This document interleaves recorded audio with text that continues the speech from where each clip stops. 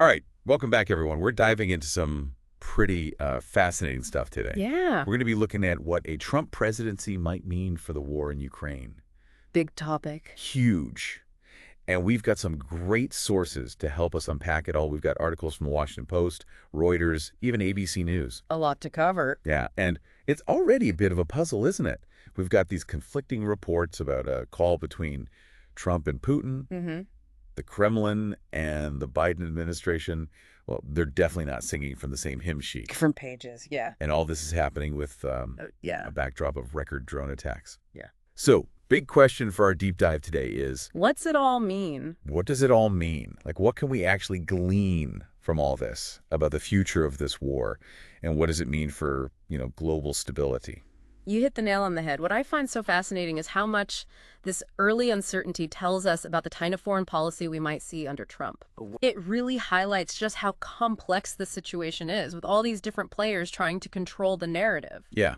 Okay, so let's dive in. let's start with this alleged phone call.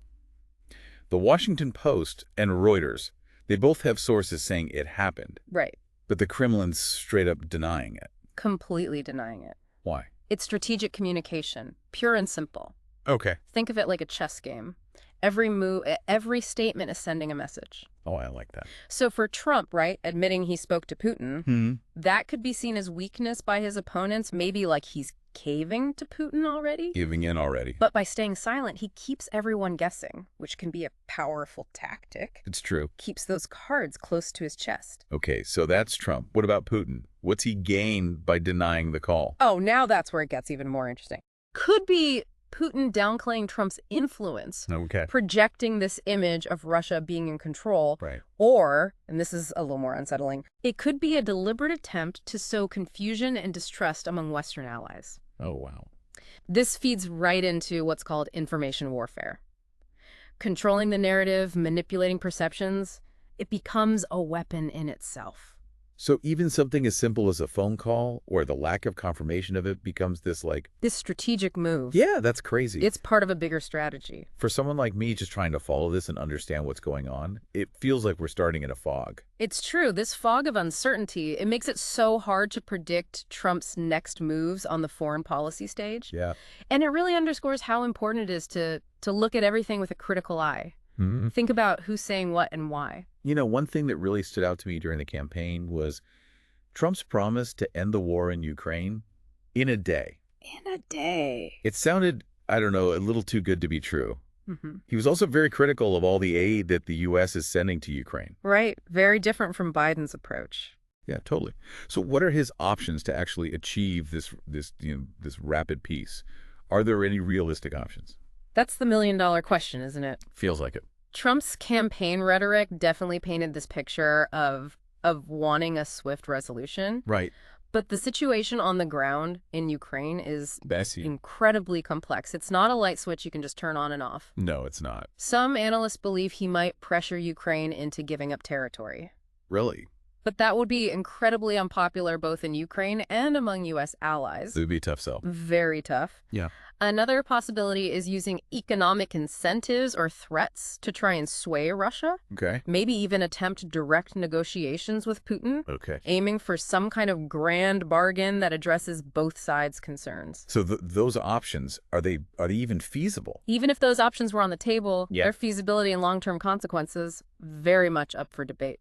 It seems like any solution that favors one side too heavily is just going to make things worse for everyone else in the long run. It's a delicate balance. What I'm really curious about is how these contrasting approaches, Biden's versus Trump's, might affect how long this war drags on and how it ultimately ends. You've hit on a crucial point. Biden's strategy has been all about supporting Ukraine's defense, Right. keeping the pressure on Russia through sanctions, isolating them diplomatically. Now, if Trump were to just suddenly abandon that strategy, Yeah. it could embolden Russia, drag the conflict out even longer, lead to even more devastation. Oh, wow. But, and this is a big but, Okay. if Trump somehow pulls off a lasting peace agreement, Yeah, huge win for him on the foreign policy front. totally. It all comes down to the details, The details. the compromises made, how sustainable they actually are in the long run. Okay. Let's talk about Russia for a second. I found it really interesting how the Kremlin reacted to Trump's win. Their spokesperson sounded cautiously optimistic, especially about Trump's deal-making style. Interesting. What's Russia hoping to get out of this new presidency? If we zoom out and look at the bigger picture, Russia's ultimate goal is to weaken NATO Right. and reassert its dominance in the region. They see Trump's skepticism of U.S. alliances Okay. and his transactional approach to foreign policy as a potential advantage. So they're almost rooting for division within the U.S. and its allies. In a way, yes. They might be hoping for sanctions relief, Okay. recognition of the territory they've taken in Ukraine, or even a tacit acceptance of their influence in the region. That's a lot. It's a stark contrast to Zelensky's call for, strong decisions from the West. Yeah, Zelensky doesn't seem too thrilled about the prospect of a Trump presidency. He doesn't seem thrilled at all. He seems very worried that the U.S. might abandon Ukraine under Trump, leaving them vulnerable to further Russian aggression. He seems to see this continued U.S. support as absolutely essential for their survival. It's a very real concern for Ukraine. So we've got conflicting reports about this Trump-Putin call. We have these really different viewpoints on U.S. aid, a Kremlin that seems pretty hopeful about a Trump presidency, and a very anxious Ukraine. Right. And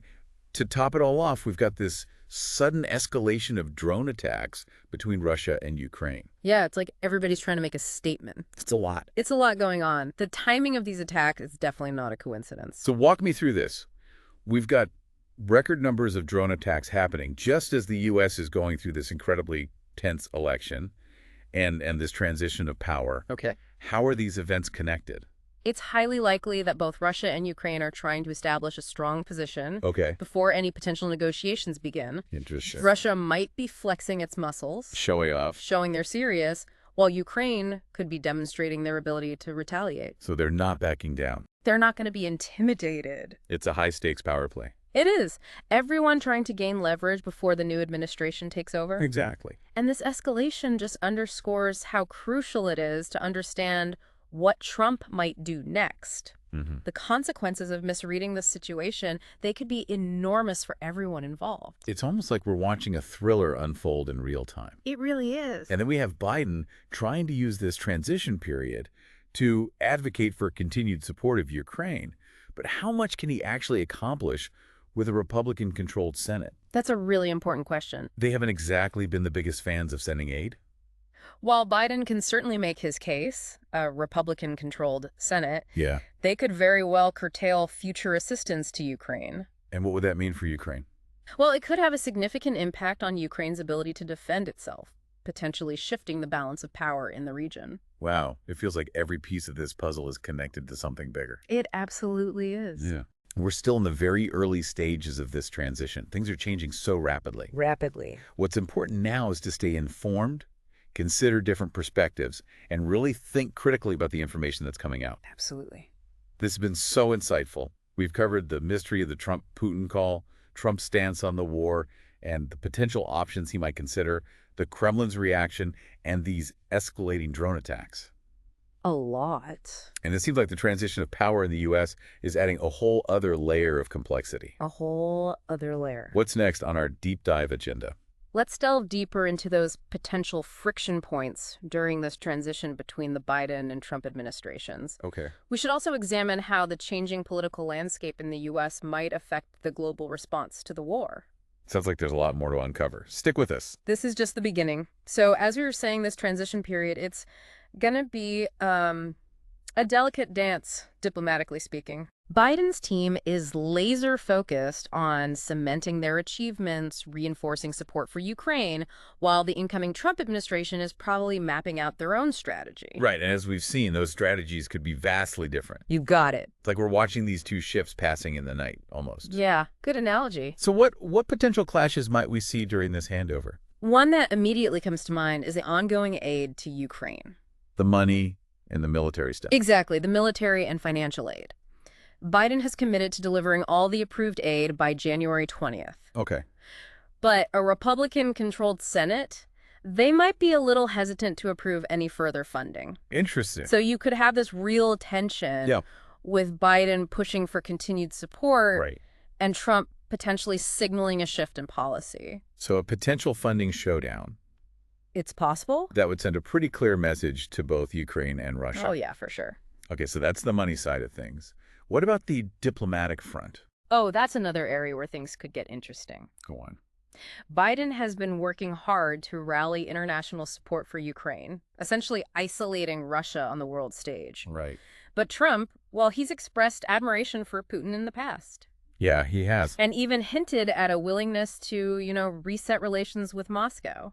Like hit the reset button. Exactly. And if he pursues that path, it could totally undermine the unified front that Biden has carefully built. Which benefits Russia. Which could embolden Russia, weaken the West's position. Right. Yeah, it's almost like Putin is just watching this whole U.S. election unfold with a sense of anticipation. Like waiting to see how it all shakes out for him. You're not wrong. Putin, he's a shrewd strategist. He is. And he'll absolutely try to exploit any cracks in the U.S. government's approach. Take advantage of any weakness. Even just a perceived weakening of U.S. resolve, that could be enough for him to escalate the conflict. Oh, wow. Through direct military action or tactics like, disinformation campaigns and cyber attacks. So it's a high-stakes game with global stability hanging in the balance. It really is. What does all this mean for Zelensky and the Ukrainian people? What message are they receiving right now? Oh, for Ukraine, this transition period, it's filled with anxiety. Yeah, I bet. They've come to depend on U.S. support, both for their military defense and as a symbol of solidarity. Right. Any hesitation, any wavering commitment from the U.S., it could be devastating for their morale. Yeah. And it could have a real impact on their ability to defend themselves. They're caught in the middle of this political tug of war. Absolutely. Hoping for the best, but preparing for the worst. Exactly. They know their fate is largely tied to the decisions made in Washington. It's a stark reminder of how U.S. domestic politics can have such profound global consequences. Absolutely. So, okay, let's zoom in on the key players here for a second. Okay. We've got Biden, the seasoned statesman, trying to solidify his legacy. And then we've got Trump, the unpredictable disruptor, known for his, unconventional tactics. Two very different personalities. What can we learn from their past actions that might help us understand their potential approaches to this conflict? Well, with Biden, we have this long and well-documented history of foreign policy experience. Right. He's been around forever. He's a pragmatist. He believes in diplomacy, working with allies. Yeah. His approach to the war in Ukraine, it aligns with his overall worldview. Right. Supporting democracies, upholding international norms, confronting aggression with a united front. Steady hand at the helm, even in the midst of this craziness. Exactly. His goal is likely to make sure there's a smooth transition. Keep things stable. Minimizing any disruptions to U.S. policy, maintaining a strong, unified stance against Russia. Okay, so that's Biden. What about Trump? What insights can we glean from his past behavior? Trump is a much more unpredictable figure. Yeah. He's shown a willingness to break from tradition, overturn established norms, and prioritize what he sees as his own interests. America first. His America First policy, his admiration for strongman leaders, his skepticism of international institutions, it all suggests that he might move away from this multilateral approach that Biden favors. So less predictability, more potential for surprises. Yeah, much more. This really does feel like we're watching a political thriller unfold. It does. Trump's unpredictability, it's both his strength and his weakness. Oh, so. It keeps his opponents guessing, but it can also make it very difficult to build trust and forge those lasting agreements. So how might this play out specifically in the context of the war in Ukraine? That is the million-dollar question. We could see anything from a complete withdrawal of U.S. support to a sudden diplomatic breakthrough. Wow, that's a huge range. Trump might try to negotiate a grand bargain with Putin, or he might just disengage from the conflict altogether. Yeah. Focus on domestic priorities. So buckle up, everyone. This is going to be a bumpy ride. Yeah, we've got a transition period filled with uncertainty, two presidents with vastly different styles and worldviews, and this global conflict hanging in the balance. It's a recipe for high drama. The stakes couldn't be higher. The decisions made in the coming months, they're going to have far-reaching consequences, shaping the future of Ukraine, the balance of power in Europe, and the global order as a whole. And amidst all this political maneuvering, we can't lose sight of the human cost of this war. No, absolutely not. Millions of lives have been upended, families displaced, cities destroyed. It's a sobering reminder that behind the geopolitical chess game, there are real people struggling to survive, Mhm. to rebuild their lives, to find hope amidst the chaos. Their stories need to be heard, Absolutely. and their suffering must not be forgotten. It's easy to get caught up in the political intrigue, Yeah. but ultimately it's the human cost that matters most. So true. It's a perfect segue to our next point. Let's shift our focus now to those humanitarian consequences of this conflict. It's hard to even fathom the sheer scale of the humanitarian crisis this war has caused. It's Millions of refugees Millions. forced to flee their homes, seeking safety and shelter in neighboring countries and beyond. Yeah, it's heartbreaking. I can't even imagine what these families are going through. It's truly a heartbreaking situation. They've had to leave everything behind, Everything. loved ones, livelihoods, their entire lives, Yeah. and the challenges they face are just immense. There are many challenges. Access to basic necessities, food, water, shelter, medical care, it's paramount. Yeah, absolutely. But it doesn't stop there. Right, there's so much more. The long-term challenges, they're just as daunting. Providing trauma support for those who have witnessed unimaginable horrors, Yeah. creating educational opportunities for displaced children, and finding ways to help these families become self-sufficient so they can rebuild their lives. Is a monumental task. It is. Requires a really coordinated global effort. Absolutely. So what role can the international community play in addressing these urgent humanitarian needs? Collaboration is key. We need international organizations, governments, NGOs, even individuals all working together. Everyone. Financial assistance is crucial, of course, but we also need logistical support, expertise, and a shared commitment to protecting the rights and dignity of these refugees. We hear a lot about compassion fatigue. Yeah. You know, the idea that people become desensitized to suffering when it goes on for too long. It's a real thing. So how do we make sure that the world doesn't just forget about the plight of Ukrainian refugees? That's the question, isn't it? We need to keep telling their stories, amplifying their voices, reminding everyone that this crisis is far from over. Keep it in the spotlight. We can support organizations working on the ground, advocate for policies that protect refugees, even just having, meaningful conversations about this issue within our own communities. Raising awareness. All of it helps to keep the spotlight on this crisis. This deep dive has been incredibly eye-opening. We started with those conflicting reports about a possible Trump-Putin call, explored the potential implications of a Trump presidency for U.S. aid to Ukraine. Right. We looked at how the Kremlin might be viewing this change in leadership, examined the unsettling escalation of drone attacks. Well, a lot to unpack. And now we've come face to face with the immense human cost of this conflict. It's been a whirlwind of information, and there's still so much uncertainty. Yeah. But one thing's for sure, the stakes are incredibly high. Yeah. Decisions made in the coming months will have a ripple effect, shaping the future of Ukraine, the balance of power in Europe, and the lives of millions of innocent people. So what does this all mean for our listeners? Why should they care about what's happening thousands of miles away?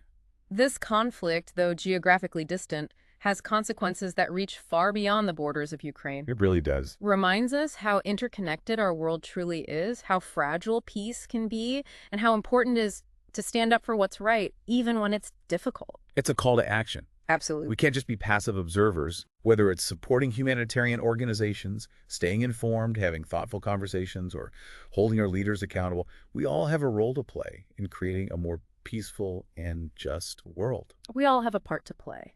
And as we navigate these uncertain times, it's important to remember that hope is not a passive emotion. It's not. It's a choice we make, a commitment to action, a belief that even in the face of darkness, we can create a brighter future. Powerful words. Thank you for joining us for this deep dive. Stay informed, stay engaged, and never lose hope. Until next time,